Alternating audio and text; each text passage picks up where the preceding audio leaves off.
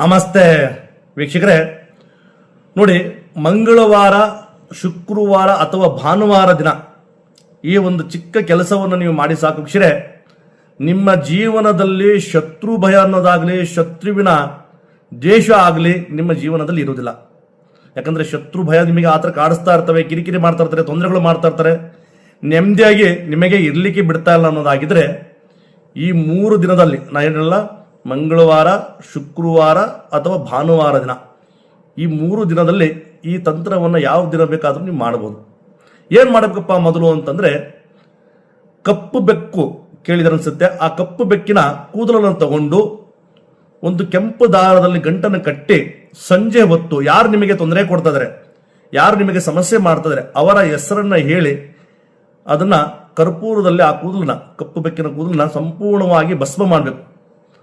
ಭಸ್ಮ ಮಾಡಿ ಏನ್ ಮಾಡಬೇಕಪ್ಪ ಅಂತಂದ್ರೆ, ಯಾರು ನಿಮಗೆ ತೊಂದರೆ ಕೊಡ್ತಾ ಇದಾರೆ, ಯಾರು ಸಮಸ್ಯೆ ಮಾಡ್ತಾ ಇದಾರೆ ಅವರು ಓಡಾಡುವಂತ ದಾರಿಯಲ್ಲಿ ಹೋಗಿ ಆ ಭಸ್ಮವನ್ನ ತೂರಬೇಕು, ಗಾಳಿಗೆ ತೂರಬೇಕು. ತೂರೋಕ್ಕಿಂತ ಮುಂಚೆ ಅವರ ಹೆಸರನ್ನ ಹೇಳಿ ಮತ್ತು ನಾನು ಹೇಳಿದ ಒಂದೇ ಒಂದು ಮಂತ್ರವನ್ನ ಹೇಳಿ ಆ ಗಾಳಿಲಿ ಏನಪ್ಪ ಆ ಭಸ್ಮವನ್ನು ನೀವು ತೂರಿ ಬನ್ನಿ ಸಾಕು. ನಿಮ್ಮ ಜೀವನದಲ್ಲಿ ಶತ್ರು ಭಯ ಅನ್ನೋದು ನಿಮಗೆ ಇರುವುದಿಲ್ಲ.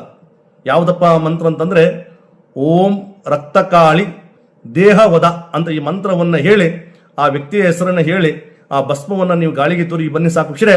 ನಿಮ್ಮ ಜೀವನದಲ್ಲಿ ಶತ್ರು ಭಯ ಅನ್ನೋದಾಗ್ಲಿ, ಶತ್ರುವಿನ ನಿಮಗೆ ತೊಂದರೆ ಆಗೋದಲ್ಲಿ ನಿಮ್ಮ ಜೀವನದಲ್ಲಿ ಇರೋದಿಲ್ಲ. ವೀಕ್ಷಕರೇ, ಇದು ನಿಮ್ಮ ಸ್ನೇಹಿತರಿಗೂ ತಿಳಿಸಿ, ಕಮೆಂಟ್ ಮಾಡಿ, ಲೈಕ್ ಮಾಡಿ. ನಮಸ್ತೆ.